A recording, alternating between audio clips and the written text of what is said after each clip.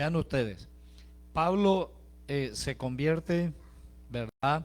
Está en Damasco, allí recibe la vista por parte de Ananías, que va en contra de su propia voluntad, le devuelve la vista, ese instrumento para devolver la vista a Pablo.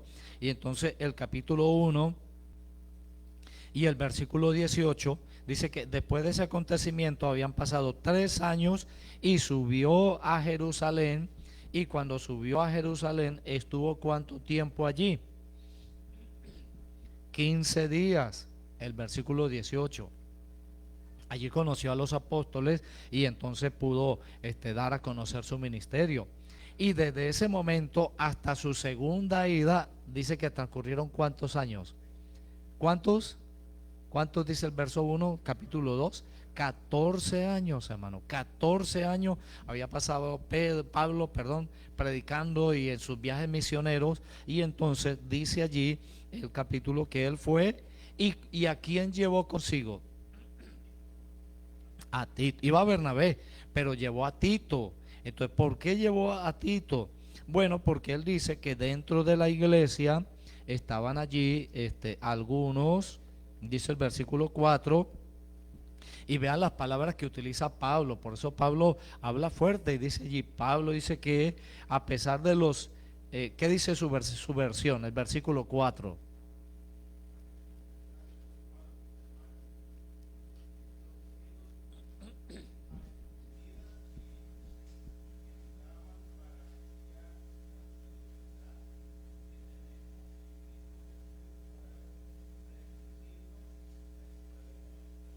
Ok, entonces vean ustedes que en mi versión es la Reina Valera 2020, dice allí que había, a pesar de los cizañeros, dice esta versión, qué interesante, dice cizañeros, falsos hermanos que se habían introducido entre nosotros a escondida para espiar nuestra libertad.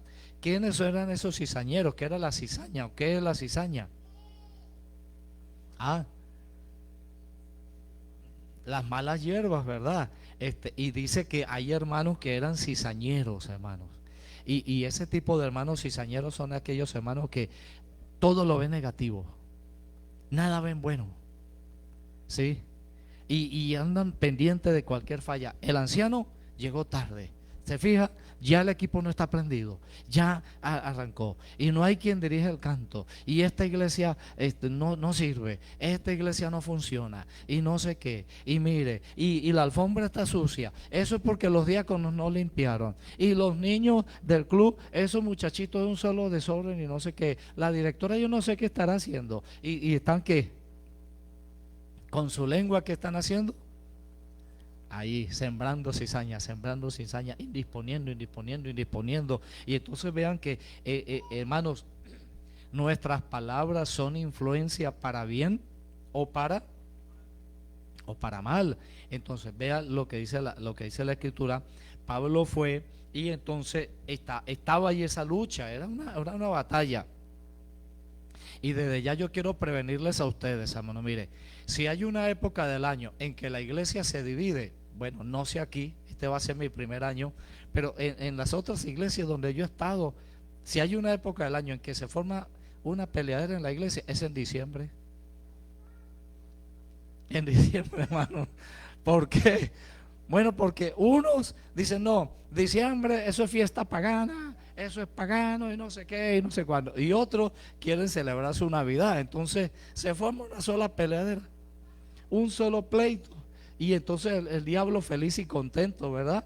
Y entonces algunos dicen, bueno, pues en la iglesia no haremos nada y no vamos a hacer nada. Pero ¿cuántos sí se amanecen por allá en su casa comiendo y bebiendo y en su bochinche en su casa y por allá se amanecen y los muchachos por allá sin saber qué hacer y vean eso, hermano? Entonces, ¿qué ocurre? El enemigo utiliza cualquier cosa para querer dividir la iglesia y por eso nosotros tenemos que estar parados bien firmes en lo que nos enseña la palabra de Dios. y hacia dónde vamos a avanzar.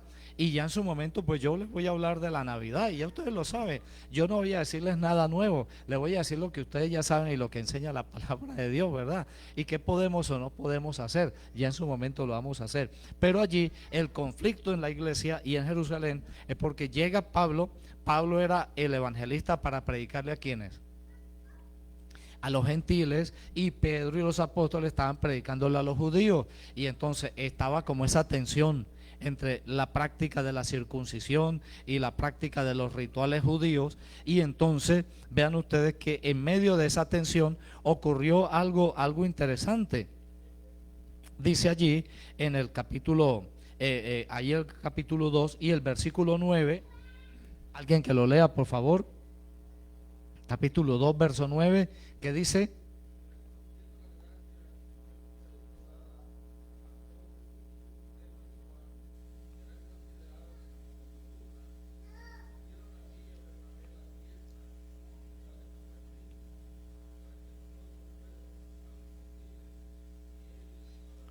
vean ustedes, allí pasaron su tiempo en esa discusión, pero finalmente ¿qué ocurrió? Pedro, Jacobo, ¿y cuál fue el otro? Y Cefas, ¿qué hicieron con Pablo?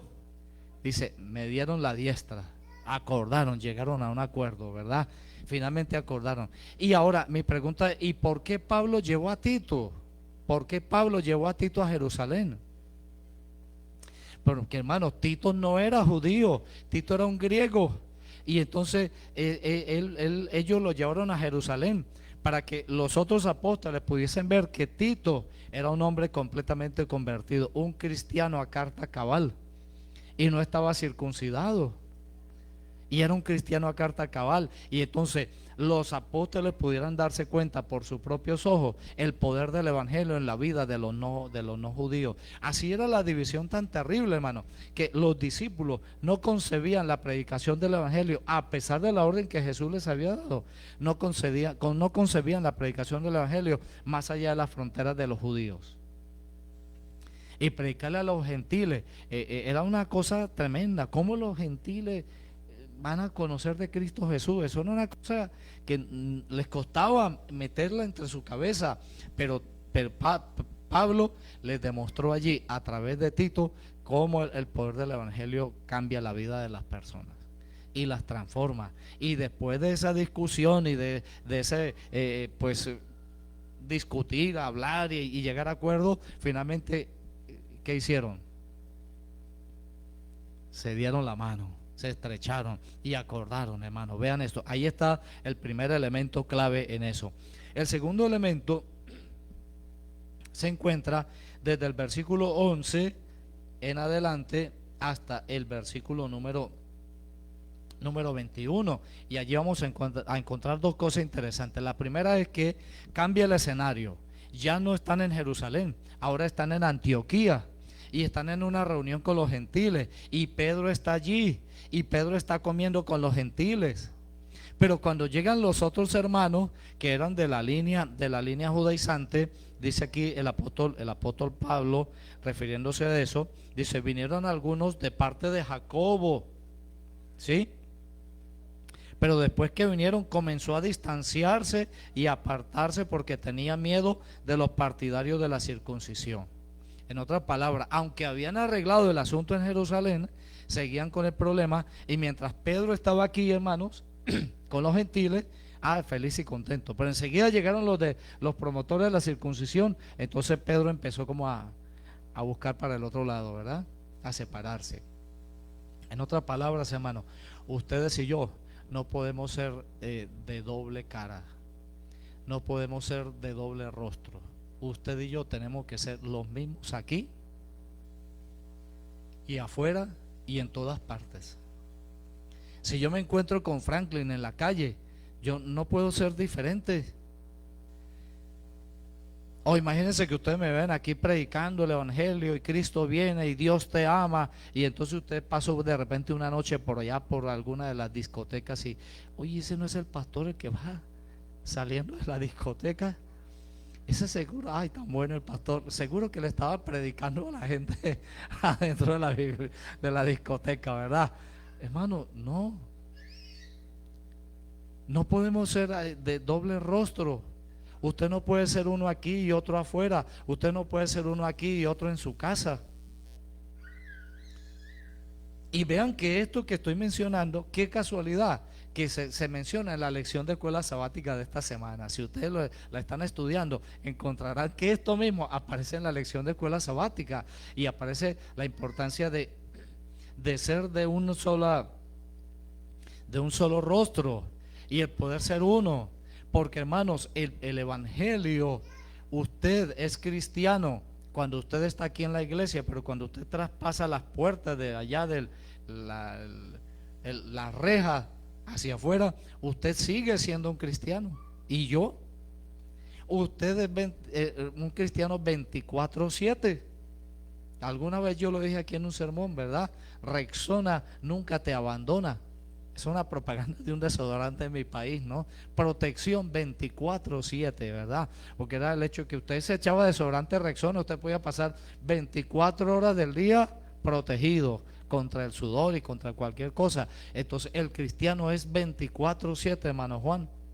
Usted no puede ser cristiano aquí y allá en su casa, ser otro con su esposa, con sus hijas o sus hijos. Usted no puede ser un cristiano aquí y ser otro en el trabajo.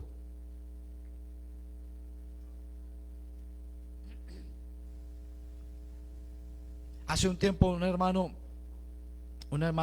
llegué al distrito y entonces él tenía una fábrica, creo que yo le comenté en alguna ocasión o fue en otra iglesia, él tenía una fábrica de urnas, era una fábrica de hacer las urnas metálicas y entonces tenía como unos 15 obreros, ¿no? Un hombre bendecido. Y entonces yo le dije, hermano, ¿qué le parece si a usted le parece bien? Yo con todo gusto pudiera ir tempranito en la mañana y justo antes que el equipo, los obreros arranquen el trabajo, pudiéramos tener un devocional con ellos y orar con ellos y todo. ¿Qué le parece? Oye, me parece bien, pastor, está bien. Ah, bueno, usted me dice cuándo empezamos. Yo le aviso, pastor. Yo le aviso. Todavía estoy esperando que me avise, ¿no? No me ha avisado todavía. Eso fue hace como 15 años. ¿Por qué? Ah, porque después descubrí que el hombre allá, hermano, en la iglesia era un santo que no partía un plato, pero allá con los obreros era de grosería para abajo, cualquier cosa les podía decir y los trataba mal y los humillaba y casi que se iba a los puños con ellos allá. Entonces el cristianismo se le quedaba guardado en el closet de su cuarto o quién sabe dónde. Y Pedro estaba en eso. Y vean que Pedro ya él había recibido la visión de Hechos 10, donde vio el manto descender del cielo, ¿no? Pedro, mata y come, refiriéndose a los gentiles. Y aún Pedro, miren esto, ¿de dónde venía Pedro con eso, hermano? Vean como Pedro aún estaba mostrando su debilidad. Señor, si es necesario, hasta la misma muerte yo iré contigo. Pedro, antes que el gallo cante, me habrás negado 3 veces. Entonces Pedro era de los que saltaba, sí, vamos, adelante, adelante. Pero a la hora de enfrentar las cosas, entonces arrugaba y iba y se escondía y negaba. Entonces ahora estaba pasando lo mismo. Y hermanos, Pablo lo agarró y Pablo lo confrontó. Y lo confrontó delante de todo. Le dijo, Pedro, no está bien lo que tú estás haciendo. Tú no puedes ser uno cuando estás aquí con los gentiles y después cuando llegan el otro grupo, entonces ahí sí te cambias para el otro equipo y ¿cómo es eso? ¿De qué se trata la vida? Así no puede ser. El cristianismo tiene que ser uno solo, hermano. Y ustedes y yo tenemos que vivir una vida cristiana todos los días de la semana. En donde viva, en el estudio, los muchachos, las muchachas, en su escuela, ustedes y yo. Tenemos que ser como dijo Pablo en Romanos capítulo 1, versos 16 y 17. Porque no me avergüenzo del evangelio, porque es poder de Dios para salvación, hermano. No me avergüenzo del evangelio. Usted tiene que ser un cristiano donde usted vaya. Usted no tiene que darle pena ser lo que usted es, porque usted ha sido redimido con la sangre preciosa de Cristo Jesús. Usted es un hombre y una mujer transformados. Usted es un joven y una señorita transformados por Cristo Jesús. Y ahora como nunca es que surge la necesidad de que ustedes y yo podamos sentir y escuchar a la palabra atrévete a ser diferente. ¿Y qué significa eso? Bueno, significa navegar contra la corriente de este mundo. Y eso significa que aquí la tradición social es, todo el mundo se hizo tatuaje, yo también me hago tatuaje porque todo el mundo lo hace. Entonces, como todo el mundo lo hace, hay que hacerlo porque eso es estar cool, eso es ser fashion. Y entonces todo el mundo se pone tatuaje. No, que todo el mundo se está poniendo un piercing. Entonces, como todo el mundo lo hace, entonces, hay que ponerse un piercing porque eso es ser fashion. Entonces, si yo no me lo pongo, me hacen bullying, o se burlan de mí, o X o Y. Entonces, hermano, el desafío es atrévete a ser diferente. Atrévete a vivir como un cristiano y una verdadera cristiana en el nombre precioso de Cristo Jesús. Amén. Ahí está nuestro tercero. Y finalmente esta noche, capítulo 3, nos deja el versículo de oro de ese capítulo 2. Yo les pido que abran sus Biblias, por favor, márquenlo. Y por favor, apréndaselo de memoria. Les quiero animar y motivarles a que se lo aprendan de memoria este versículo, porque este versículo es una joya preciosa en el capítulo 2. Y vamos a darle un premiecito al que se lo aprenda para la próxima semana. Ya varios se lo saben, ¿verdad? Pero ¿cuál texto creen ustedes que es, hermanos? ¿Cuál texto? ¿Qué versículo? Capítulo 2, versículo ¿qué?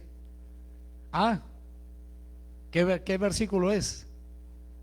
Véalo en su hermano Fulgencio, ¿verdad? Capítulo 2, versículo 20. ¿Qué dice el capítulo 2 y el versículo 20? Hermano, con Cristo estoy juntamente crucificado, y ya no vivo yo, mas vive ¿quién? Cristo en mí. Y lo que ahora vivo en la carne, lo vivo en la fe del Hijo de Dios, el cual me amó y se entregó ¿qué? A sí mismo por mí. Gloria a Dios, hermano. Qué texto maravilloso. ¿Cuál es el objetivo final? Y la lección lo comenta también. ¿Cuál es el objetivo final? Que Cristo Jesús, hermano, sea impreso en tu vida y en mi vida. Que Cristo Jesús viva en ti, en tu corazón y en el mío. Que el Señor tome el control de nuestros pensamientos, tome el control de nuestras acciones, tome el control de nuestras palabras, de nuestros labios. Y entonces nosotros podamos preguntarnos esta noche, ¿a quién ven las personas cuando se encuentran con nosotros? ¿A quién ven? ¿Qué ven? Dios permita que cuando las personas se encuentren con nosotros puedan ver en nosotros, en nuestra vida, en nuestra conducta, el reflejo de Cristo Jesús. Con Cristo estoy juntamente crucificado, y ya no vivo yo, mas vive Cristo en mí. Y eso significa, hermanos, una batalla. Eso significa una lucha, porque eso significa despojarme de mi egoísmo, despojarme de mi suficiencia propia, despojarme de mis hábitos y de mis pensamientos, y permitir que el Señor tome el control completo de mi vida, que el Señor tome el control completo de mi ser. Y hermanos, hay una ley que se cumple y que no falla, como las leyes que Dios dejó en este planeta, ¿verdad? Es la ley de la contemplación. ¿Y qué enseña la ley de la contemplación?